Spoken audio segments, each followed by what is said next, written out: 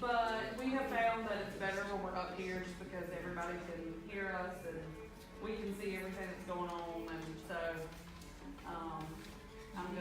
I'm gonna do my little piece from up here if y'all don't mind. So welcome to our September coffee.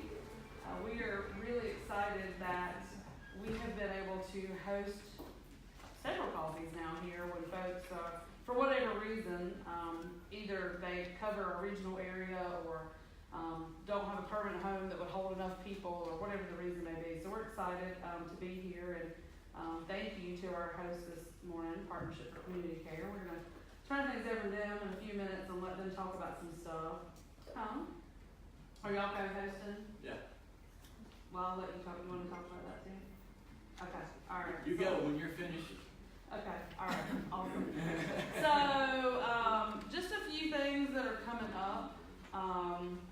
Y'all know we are in the thick of our busiest time of the year, so just bear with me. People say to me all the time, hey, I don't know how y'all do it. I don't know how you do all that stuff. I don't know how you do everything y'all do. We do it because we have a really awesome staff and group of ambassadors and board members. And one of the first things that I want to say is thank you to everybody who helped with the golf tournament. I don't think I've ever experienced a more flawless event at the chamber, and that's a really long day. It's a really hot day, and it's a day of a lot of fun, but a lot of times it's difficult for everybody to kind of keep their cool because it is so hot. We'll just say it that way. But starting with Tim Goodman showing up in the beginning of the week and taking coolers and drinks, and he showed up at before 5:30 with drinks iced down and coolers labeled, and it just kicked off a really wonderful day. And I'm thankful aren't even in either of those groups. So thank you to everybody who sponsored, who participated, who played, who wore a skirt, whatever it might be that helped us with our golf tournament. So the men and that's probably going to be retired soon, but it's been a lot of fun. So thank y'all for that. Several things coming up.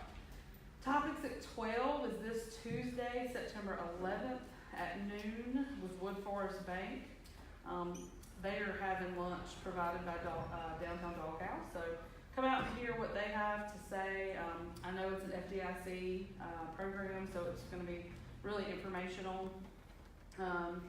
We have the City Council meeting on Tuesday, September the 11th at 6 p.m. And if you're interested in this particular topic, the food truck ordinance that's part of the outside sales ordinance that we've been working on past the planning commission on Wednesday, August 15th. And so Robbie City will be there to speak on our behalf and the rest of our executive board.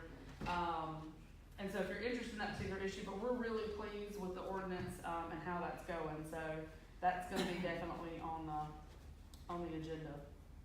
September cruise in, the last cruise in of the season is going to be on the 14th from 6 to 9. Really excited about this particular cruise in for us, and there are two very important things that are happening. In typical tradition now, we're going to have the Board of Elections will be here, and they will be doing voter information, just trying to get people registered and trying to give them all the information they need. As you all know, that is very important, and the Chamber feels really strongly about people being informed and having all the knowledge that they need. So they'll be here, but also our theme is Business Showcase. And so our sponsor this year, Powell Barefoot Agency, who's celebrating 100 years, which is a huge milestone, they are going to be here just talking about the showcase and talking about their organization and all the things that they offer. The next thing that's so speaking of voter information, the Countywide Candidates Forum hosted with the other two chambers, and it will be at Rockland Community College, and then our other wonderful partner, Rockland County Education Foundation, is going to be with us, and so we are working on all of that. The reception starts at 5, and the program starts at 6. And Dawn, will you just, so I don't mess that up, because we have changed the format, can you go over what the format's going to be like a little bit more? Because we are trying to address people who are running unopposed and the length of the program and that sort of thing. Sure. Sorry, I'm late, so you're fine. So there are 45 candidates that will be on the ballot this November, and so a way that we can put them in front of people but also have them make a connection is we do have to shorten the time. So people will not do opening statements. So instead of opening statements, we're doing a profile page for every person that will be in a booklet, but can also be shared after the event for people in the community to be able to see it and learn more about candidates. So in lieu of the opening statement, depending on the size of the race, so and I might quote this wrong. That's okay. If there are 2 people in the race, they will get 2 questions. If there are 3 or more, they will get 3 questions, and then everybody will get a sort of closing comment.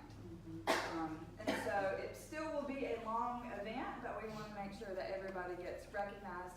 People that are running unopposed will get a 2-minute statement and no questions. Correct. Yeah. Thank you. So just so that you're aware, we have put that information out, and we are continually trying to improve that process. So thank you for your patience with us. But I think it speaks volumes that we have that many candidates on the ballot. I'm impressed that many people are willing to do that because it's not an easy thing. So thank you for all of our candidates that are here this morning and are trying to get to know your constituents. Movies on the Square, September 29th at dusk, and that's the movie Wonder. So they have been the second Saturdays, but they added one more at the end of September. Be sure to bring your lawn chairs. Also, we are really close to having a ribbon cutting for the Score Center and sort of a huge celebration. So you will hear more about that from us as we get closer. I think the date is October, I'm gonna mess that up if I say it, the 30th, October 30th, Tuesday, October 30th. Does that ring a bell? Yes. It's Halloween on Wednesday, yeah, so Tuesday, October 30th at noon, is going to be, and well, I can't say it yet. So one of the things that you will see when it comes out, we had, an anonymous, until now, donor who named the lobby when we purchased the building. And so this celebration is going to be in celebration of that donor and kind of announcing that and kicking off several things that are happening, including also the score ribbon cutting. So last but not least of big events, the business showcase. We are really excited about it. We're going to be at the Salvation Army Building again the 11th and 12th of October. As I said, sponsor is Powell Barefoot Agency. The theme is #Team Reedsville, leading our businesses to victory. You have until September 13th to get your form in and be entered to win $100 in cash. So basically, almost half of your booth paid for. If you get that in by the 13th, Denise has forms and is selling booths, or Kayla has forms for Chamber Champs. You guys, please remember, we have a limited space. We already have a lot of booths that are accounted for by Chamber Champs, and it comes in order of getting your form in. It is super important for our planning that you guys get those forms in. We really need to know who's doing what and start getting the booths picked for the layout and that sort of thing. The next coffee is Thursday, October 4th at the Cat's Meow. And Kayla has this little bitty note here. Let's see if I can read it. Oh, it's not that tiny. I will be on vacation next week. And so Kayla's concerned about her, I guess, ability to get things done. Not ability. And her concern about her Availability. So, y'all be good to her next week. You do need to get your forms in, so please flood her office with that. But yeah, no, be good to her. Just know that be a little patient, because we are still short-staffed, and so we got a lot going on. All right, so we will do things from the floor, but obviously we want to turn it over to our host with the most. But before I do that, I know we have a couple people who've never been to Chamber Coffee. Where did Joe go? I saw Joe. There you are. Okay. Do what? Yeah. Oh, okay. So, Joe, would you like to tell us a little bit about yourself? Joe Tarpley. I'm from Main Street United Methodist Church. We're right around the corner on Main Street and Sept. And church has been here, had a presence here in the community for a long, long time. We're basically interested in making friends and being good neighbors. We're part of a Back to Church Sunday national campaign that involves a lot of churches across the country on the 16th of September, and we'd welcome the opportunity to partner with you, journey with any of you who are interested. Thank you very much for the opportunity. I've been watching the live stuff. That's pretty cool. I like that. The churches that are going live now. It's a really awesome way to be a good neighbor. So thank y'all for providing that. Let's see. You said there's a newest member. Would you like to introduce our newest member? Yes, Kimberly McMichael, who is a former neighbor and known me for a long time. I know, just like we keep moving through neighborhoods, but anyway, she signed up this morning As an individual? Yes. Thank you very much for your support. And Arnold, did you got recognized at the last coffee as an individual? You're also I don't think so, but okay. that's fine. Well, Arnold Robinson is also one of our newest individual members, and he wants to start a campaign for individual members. So thank you, Kimberly, for helping push that along. All right. So anybody else who has never been to coffee that's not going to be recognized as a part of what we're getting ready to do? I don't see anybody else. So without further ado, you're going to take the show anyways. Jeff Pruitt with Partnership for Community Care. And I'm going to be short because you're going to hold me down in about 5 minutes. I might. Partnership for Community Care, we do case management in the community for medical folks with medical issues under the Medicaid program. save the system a lot of money, we get folks in better medical care, and keep them out of the ED, saving the system money, better medical care, taking care of the folks in the community, and that's the shameless plug for the organization as a whole. My program is the opioid safety program. We have a lot of overdoses and a lot of deaths in our county. 25 deaths this year, y'all. 25 deaths this year in this county of 91,000 people, give or take. That's sad. That's not even counting the overdoses that the chief's over here seeing and having to get Narcan into these folks. Anybody want to know what Narcan looks like? The spray Narcan is this. You can get this stuff. If you got folks that are on medication, on these powerful medications because of an injury, illness, whatever, get this stuff because we're human beings and we screw up. Sometimes we do the wrong stuff, take the wrong medication, take too much of it because we think it's okay because it's prescribed. And we end up having problems. What's the other thing? We got ambushed by heroin. And it's not heroin, it's fentanyl. Fentanyl's being made, this stuff's being made in China, shipped through to us and out in our communities and getting into the hands of the people who have become desperate. They become desperate because they become addicted to their prescription drug, and now they can't get it like they used to, so they're getting desperate and they're using this street drug. But they don't know what they're getting. Because the fentanyl that's being mixed in with it is killing folks as soon as they stick that needle into their arm. Now, we're talking about addiction, we're talking about folks that's gotten there. These are not folks who want to be addicted. These are not bad folks in the community. These are folks who were dealing with an issue, dealing with chronic pain, dealing with something that caused them to get on this medication for a long period of time and become addicted to it because they were told it was safe. There's a lot of places we can point fingers and put blame on. A lot, down to the individual. We can do that. But does that do any good? It doesn't. Right now what we got to do is we got to put good prevention programs in, good treatment programs in, and long-term recovery for these folks that are in it. Because with the prevention, what we want to do is we want to do a generational change, and that's what it's going to take. My last slide, when I put slides up here, are my grandkids. I exploit them. Yes, they're 2 and 4. And I say, there's the generational change. I don't want them to go to the doctor because my grandson's going to be like his grandfather, and he's going to do stupid stuff and get hurt. I already see it in him. And I don't want him going in and getting these medications because this is what controls the pain, and you can stay on it forever and ever. Now, legislature's been put in place that now I've got a lot of stuff over on this table. One of it is the legislature that's been put in place over the past few years. The last thing that's been really put in place is the STOP Act, which says that primary care physicians can only do 5 days worth of this medication, of these powerful drugs. Your specialists can do 7.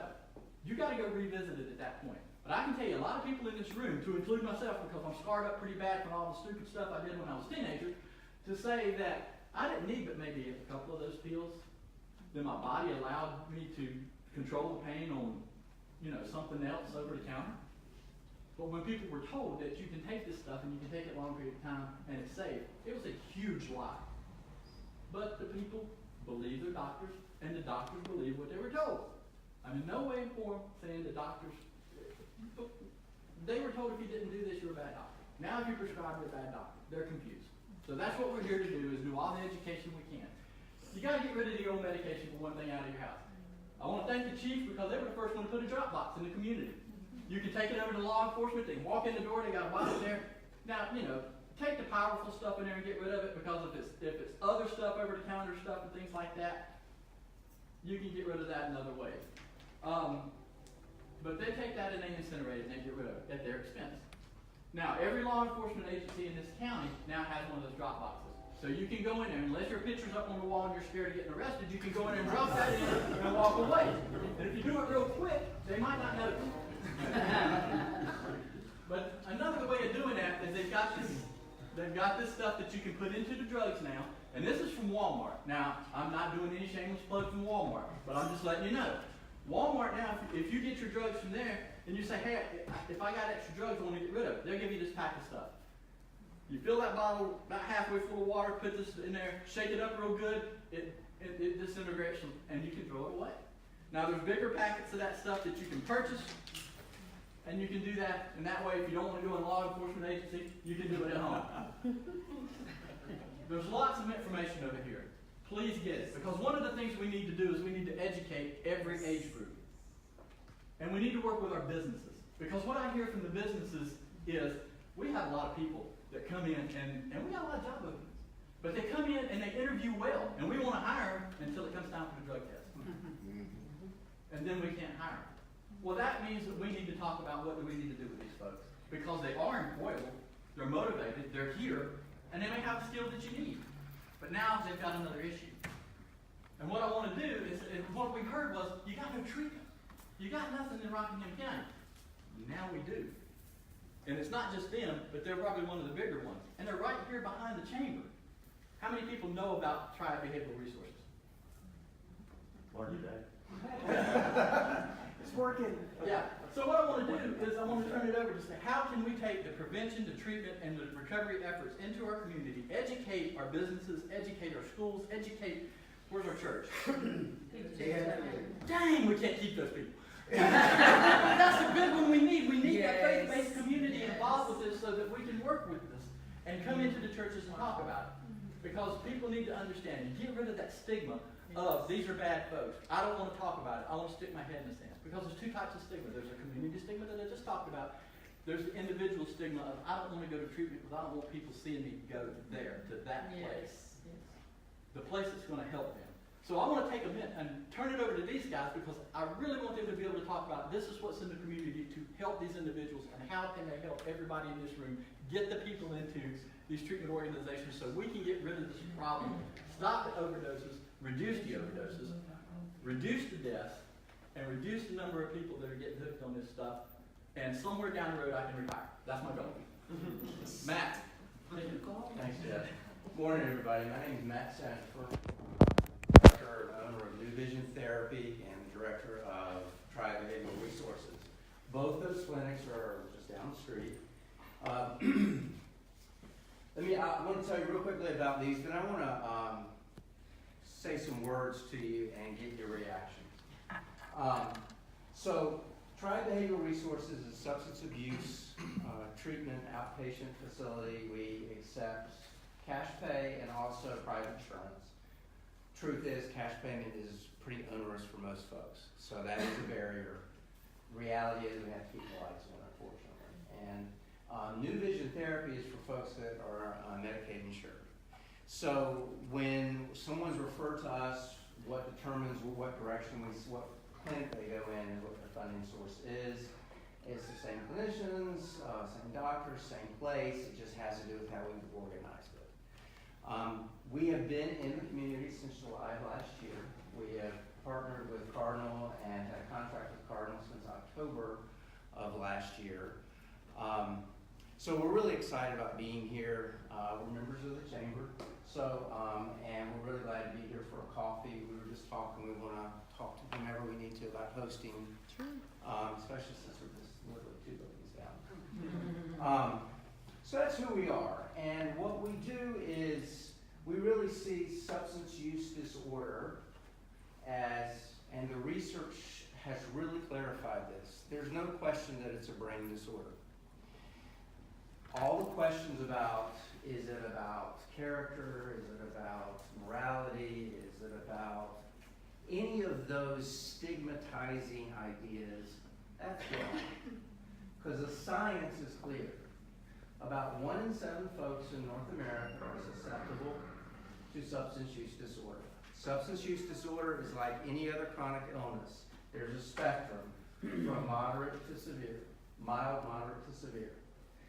You know, some of you guys may have diabetes. And for those of you that have experience with diabetes, some diabetes can be managed with diet and exercise. Some diabetes can be managed with diet, exercise, and oral insulin. And some folks need an insulin pump. It just depends on how the disease is showing itself in your body. Substance use disorder is the same.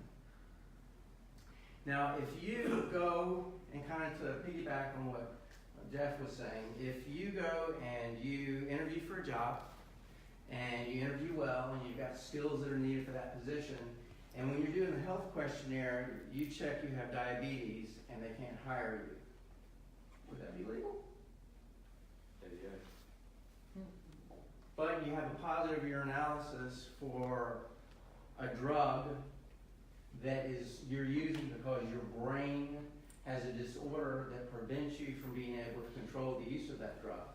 Well, then you can't be hired. Now, the problem with, and what increases the stigma of substance use disorder, is the symptoms are behavioral.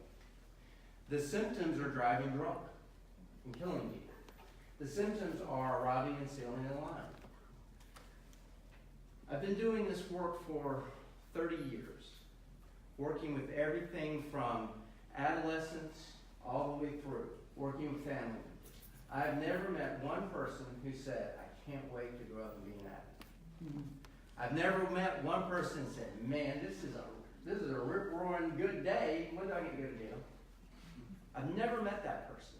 I've met plenty of people who said, I don't know how it happened.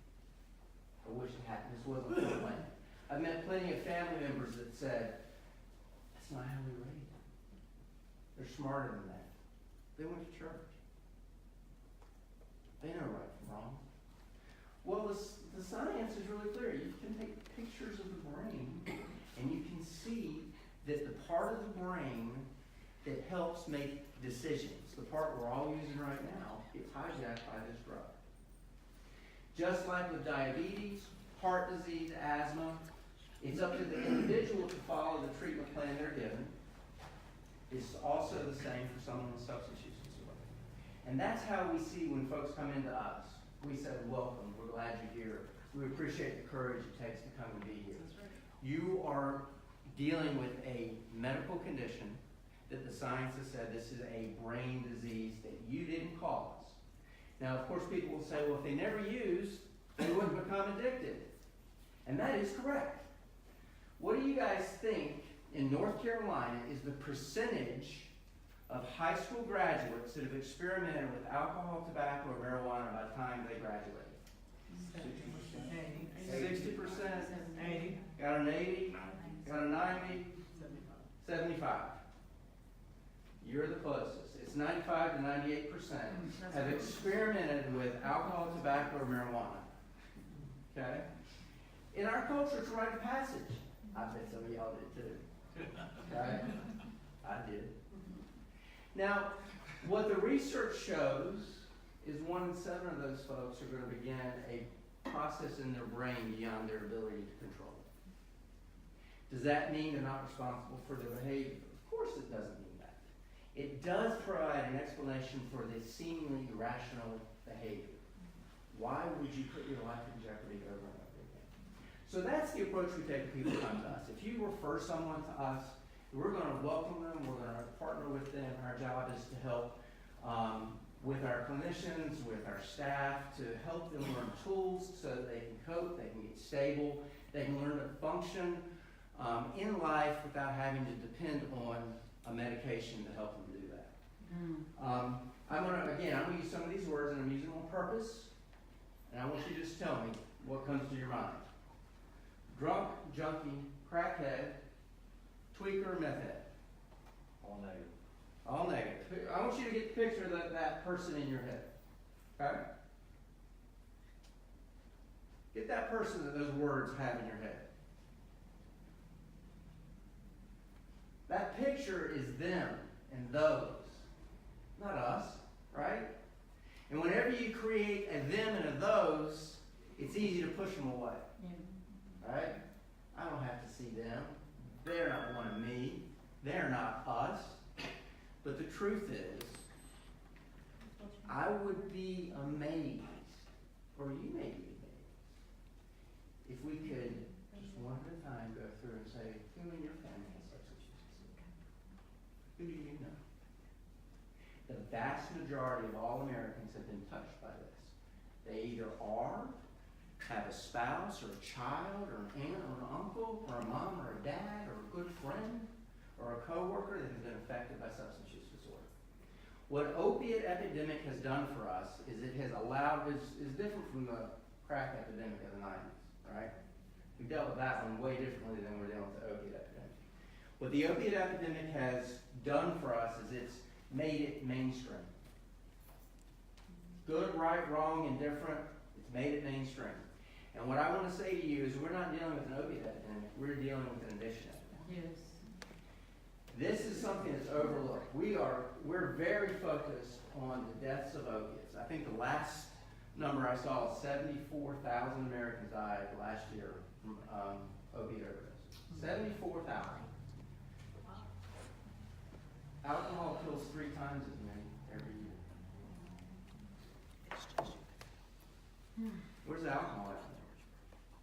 Now, we did try getting rid of alcohol, right? That was a roaring success. What did the South get out of Prohibition? NASCAR. That's right. We got some good, right? You run around in circles. That's it.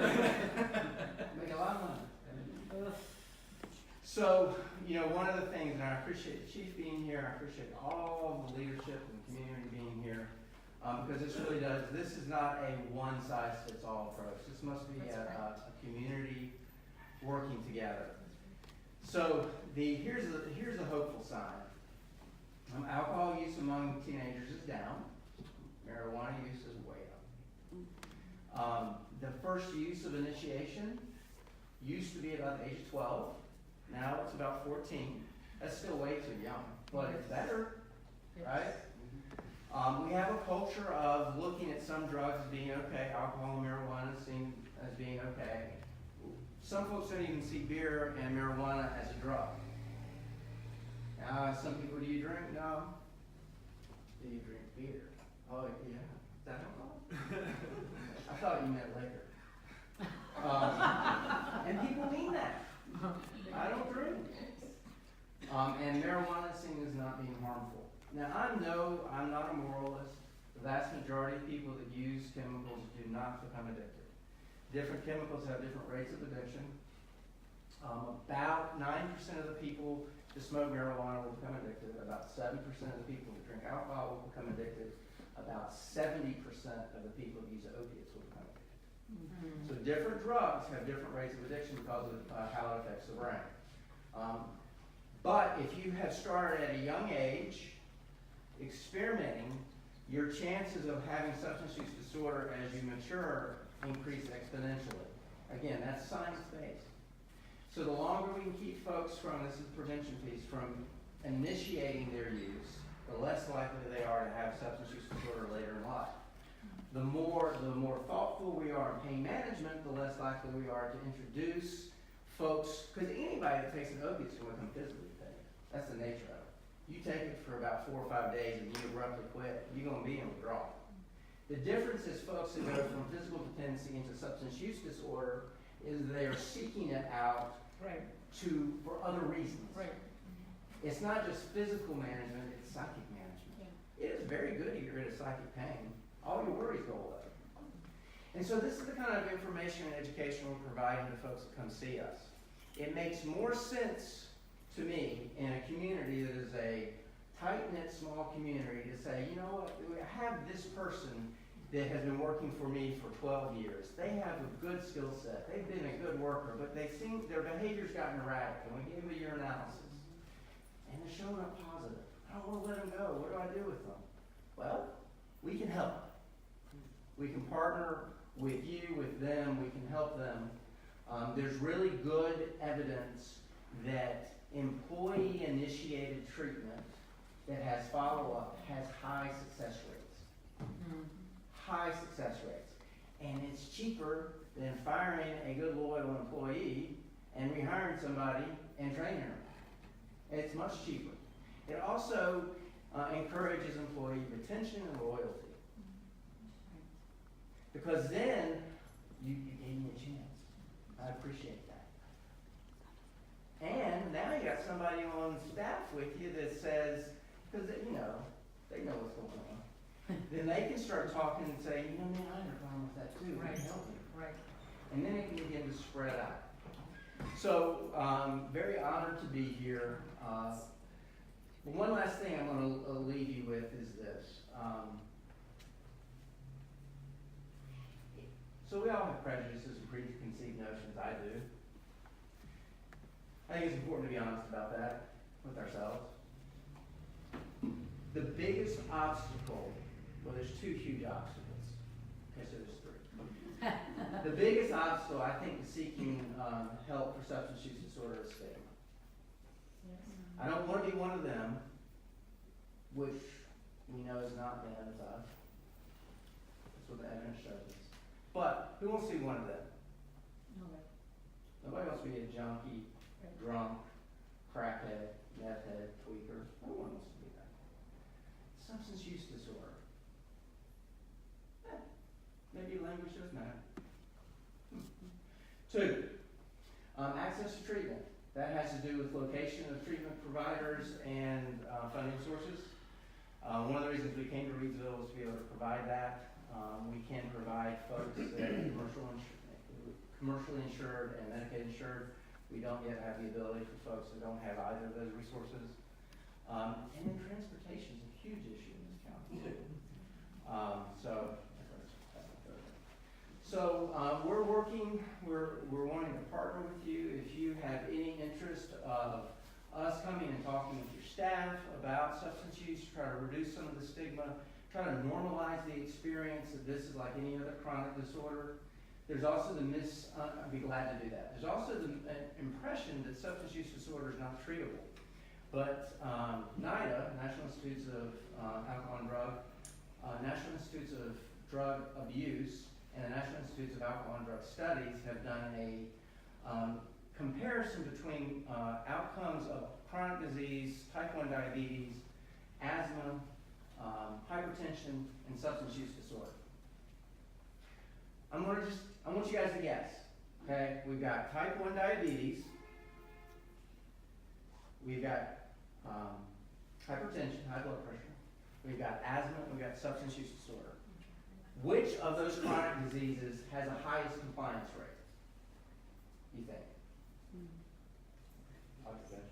Hypertension? Diabetes? Asthma? So asthma, but if you stop your treatment, you can't breathe. Right? It's pretty immediate. You stop taking your medication for your hypertension. I know that I take cholesterol medication, much to my chagrin. You know what? Sometimes I let my prescription run out and I'll go a day or two without taking it. Right? Well, that's called, what is that called? Non-compliance. Non-compliance, which results in what? Return of symptoms, right? The symptom of that would be my cholesterol levels increase, right? Well, I also have asthma. I don't ever skip my asthma. Ever. I like breathing, especially when I go to the gym, because then I really have to depend on my lung. Diabetes has the lowest rate of compliance. Guess what's right in the middle? Substance use disorder. Most people don't think that. Most people think it's a helpless cause. So, what I want to leave you with is hope. We're here as available as a resource to you in the community, for your businesses. We have information up here. Love for you to come and check it out, and really appreciate you guys giving us the opportunity to talk today. Thank you. Our local folks hightailed it out. We got programs in place. We're trying to put the silos in this community and bring them together. Because if we work together, we're gonna reduce this problem. Substance abuse has been a problem forever today. But we got to stop the death. And one quick thing, and I swear I'll shut up. Both of my kids are respiratory therapists. One works in a small hospital, one works in a large hospital. The one that works in the large hospital called me the other morning and said, "Dad, you're never gonna guess what happened. Terminal patient on fentanyl, family was in the room. Patient died, it was expected. Left the family in the room, bag of fentanyl hanging up there. When they come back in, after the family left, the bag of fentanyl was gone." That's going to be on the street, y'all. Yes. That's going to be on the street. So the folks who have family members who are working, that are with this great organization that I wish we didn't need, and they have all these medications left over, it's important that they know how to get rid of them. That's right. So they don't get in the wrong hand. Right. Love you guys, you know that. And that goes around a lot. We got to get this at the root so that we can work it and get folks to understand there's other ways of taking care of this problem. Just stop it. Stop it. But look, y'all, there's lots of information here. Please take it with you. We're trying to educate as much as we can. We want to work with our businesses, and we want to let them know we do have resources now. Thank y'all for your time. I know y'all about got to work. Take stuff with you, and thanks, Sept, for putting this up for us. Diane, thank y'all. Thank you. Okay, so I know we ran a little long, but that was very important, so thank y'all for that. Alright, I'm gonna put y'all on talk as fast as Diane does, and go. So I know there's some announcements. Anybody, Fable? Yes. Go. Very quickly, Hospice of Rockingham County is a new fundraiser this year. Starting in November, we'll be hosting a Dewey's satellite store in our community room at the hospice hall. So you can get all, you can get your cookies and your sugar cake and things like that locally. You don't have to find somewhere. So when y'all come in and find us bouncing off the walls, you know why.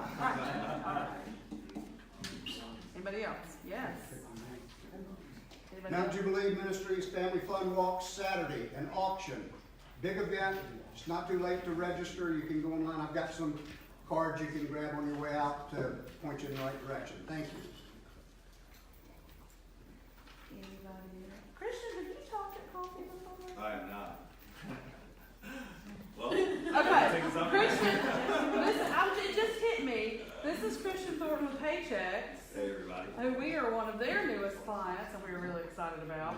You want to tell them a little bit about what you do real quick? Sure. So, I'm with Paychecks. I'm sure you've probably gotten a call or something from a payroll company before in the past, quite possibly Paychecks. But we just recently, well, not recently exactly, but about 6 months ago, we entered the Reedsville, Eden area. And we're operating here locally, helping a lot of businesses, basically everything from payroll to workers' comp to healthcare and benefits administration, everything under the sun. And we are kind of in the business of helping folks make money on their payroll as opposed to having to pay for it. So if you want to know how that works, give me a call sometime. I'll be happy to share my information with you all.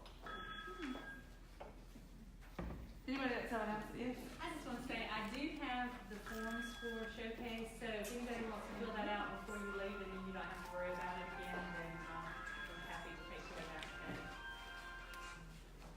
Anybody else with announcements? I would like to say we have one new member since last coffee, U.S. Health Advisors. We're just being inundated with people who are working in the area, regionally, and I'm sure Frankie was at the golf tournament. If y'all are at golf tournament, he was playing the golf tournament. But I'm sure you will get to meet him at some point. Is there anything else before we do door prizes? I guess there's one other thing. Since Paychecks has become a partner of the Chamber of Commerce here, we're offering discounts to any businesses that are also chamber members. So there's a good chance you might be paying too much for your payroll right now. So give me a call, we'll talk about it. Anybody else? Steph, will you go ahead and draw since you're down there? Where are the door prizes? On the dumbwaiter. On the down there. Christian, will you grab the door prizes for her? There should be 6. There's 6 of them. Yeah. The envelope is in the bag. So you just start calling the names out and he can get there's 6. I'll come help.